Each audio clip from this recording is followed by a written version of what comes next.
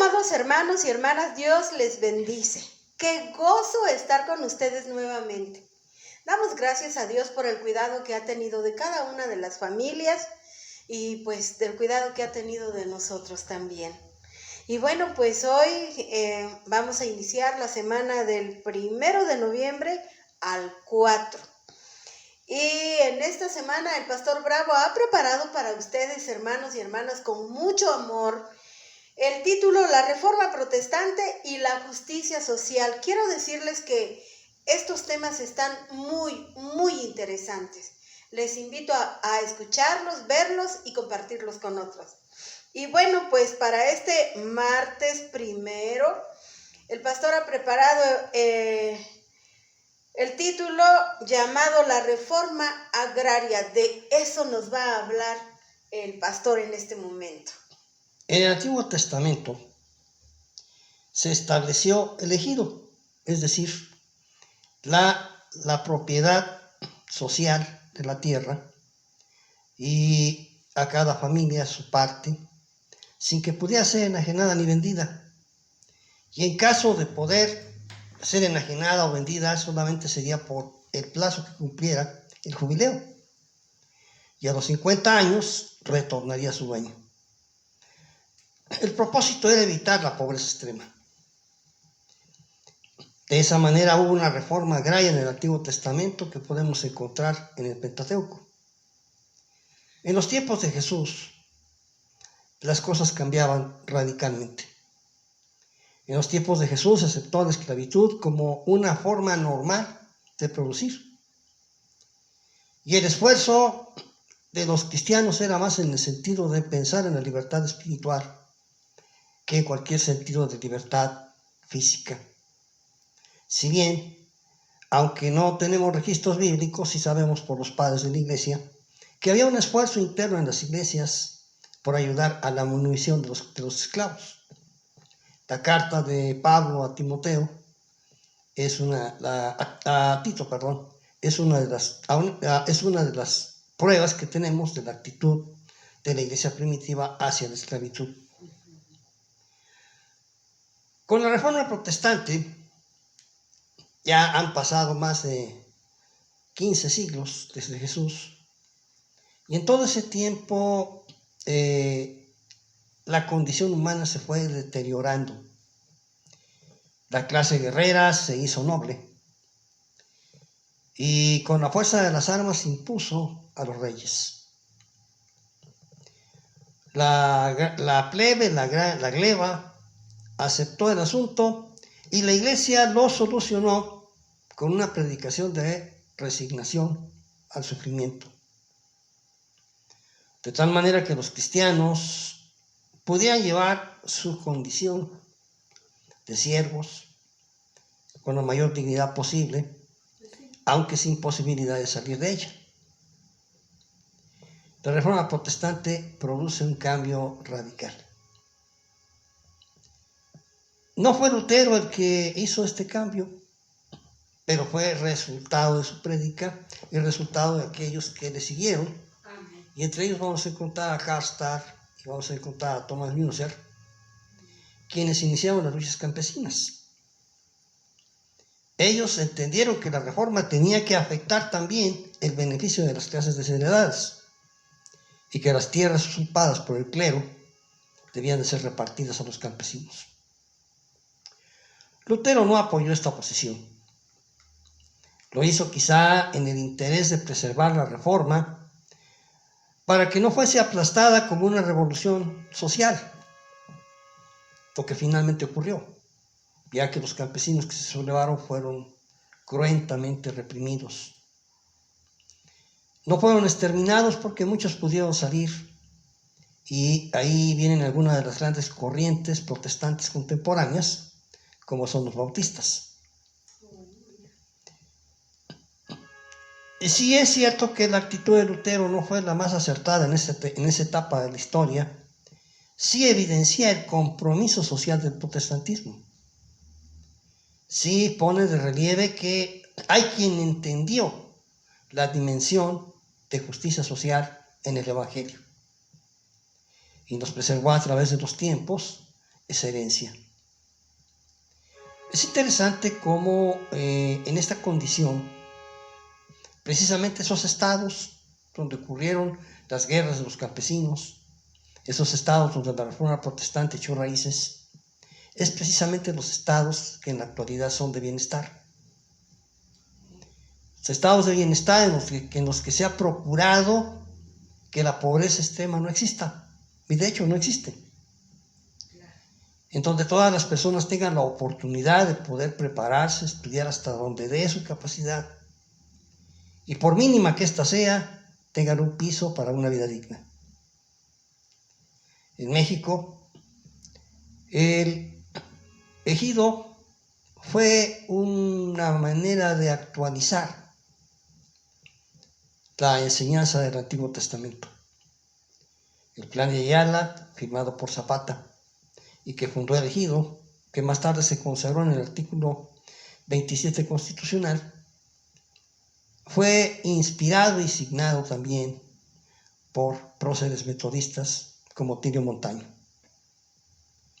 Esto nos lleva a entender entonces cómo el protestantismo propició una reforma agraria como una distribución de la riqueza, como una forma de lograr que con el propio trabajo uno pudiera alcanzar un mejor estatus económico. Amén. El lema de la tierra es de quien la trabaja, que fue bandera del zapatismo y más tarde de la época de la Revolución Mexicana, pone de claro una realidad. No nada más la tierra, la inteligencia, los inventos, los avances científicos y tecnológicos son de quien los crea. De ahí la necesidad de una adecuada legislación que proteja a los creadores, de tal manera que el creador pueda disfrutar de la renta que produzca su producción, porque al final de cuentas eso es lo que se busca y lo que está en el fondo de la reforma agraria. En la época de Lutero no había derechos de autor. Cualquiera podía escribir lo que quisiera y adjudicárselo a su nombre, fuese copia o no. En la actualidad, las leyes que protegen el derecho de autor impiden hasta cierto punto este tipo de plagio. Y por lo menos se considera deshonesto el plagio, aunque no está debidamente condenado. Ya se han dado casos de personas que se les ha descubierto el plagio y no pasa de una publicidad. No hay ninguna acción legal. Pero el principio básico nace en el seno de la Reforma Protestante con personas como Thomas Müntzer que lucharon por mejorar la condición. ¿Qué tiene esto que ver con la vida espiritual? Tiene que ver que la vida espiritual representa el toque divino en la vida de los cristianos, que les hace tener una visión que va más allá de su época. Dice Jesús aquí en el capítulo 5 de Mateo, versículos 14 al 16, estas palabras. Vosotros sois la luz del mundo. Una ciudad asentada sobre un monte no se puede esconder, ni se enciende una luz y se pone debajo del almud, sino sobre el candelero, y alumbra a todos los que están en casa. Así alumbre vuestra luz delante de los hombres, para que vean vuestras buenas obras y glorifiquen a vuestro Padre que está en los cielos. Aceptar a Cristo significa aceptar a ser luz. Desafortunadamente, muchos no quieren ser luz, porque la luz consume a quien alumbra. Así como la vela se desgasta con el fuego, pero da luz, así nosotros tenemos que desgastar con el fuego de la prueba para dar luz. Por eso muchos no quieren ser luz. Pero una cosa les diré, seas luz o no seas luz, de todas maneras te vas a desgastar. Pues sí. Más vale que valga la pena tu desgaste. Amén. Pon tus manos en Jesucristo, pon tu corazón en Dios, pon tu vida, escóndela ahí, en el corazón de Dios, y podrás ser luz. Y así tu desgaste tendrá una razón de ser. Claro. No será el caso. Oramos.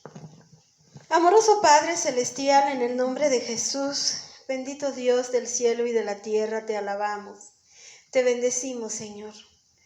Padre, una vez más la historia nos muestra que tu palabra cambia las cosas. Gracias, Señor, por aquellos que se levantaron hace cientos de años para que nosotros hoy tuviésemos una doctrina que cambia nuestra vida, que nos hace ver las cosas de manera diferente. Gracias, Señor, porque tu palabra nos dice que nosotros somos la luz del mundo. Hoy nos depositamos en tus manos, tu pueblo, Señor, para que tú nos ayudes a hacer esa luz. Enséñanos, Señor, a proclamar tu palabra para que las personas que están a nuestro alrededor, Señor, sean beneficiarias de ese cambio de vida. Gracias, Dios mío. Gracias, Señor, porque tu palabra ha traído una revolución de renovación al mundo. Señor, el que está en Cristo es nueva persona.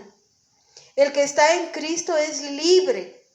El que está en Cristo vive una vida diferente. Y por ello, Señor, hoy venimos a ti, suplicándote que nos ayudes a adquirir ese compromiso social de beneficiar a aquellos que nos rodean con tu palabra.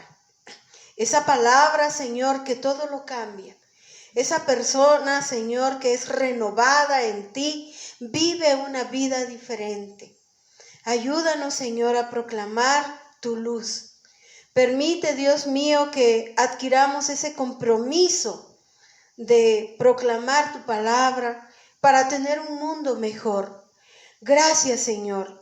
Gracias por aquellas personas, Señor, que abrieron su mente, que abrieron su corazón para escucharte y para que ellos entendieran, Señor, que hay un mundo mejor.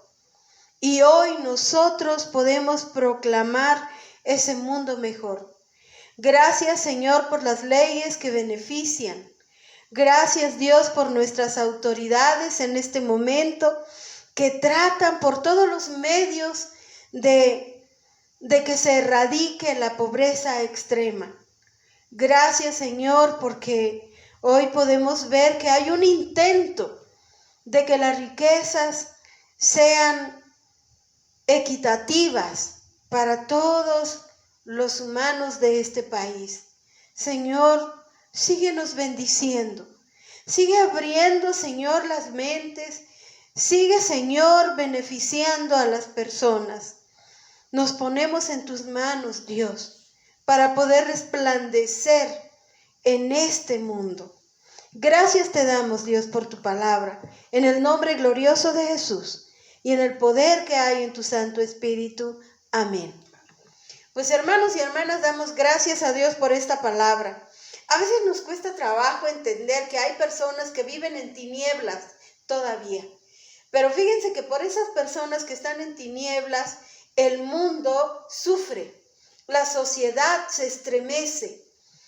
Pero hay que pedirle al Señor, hermanos, que su palabra siga permeando en los corazones, para que haya vidas nuevas, para que haya una visión diferente del por qué estamos en esta tierra.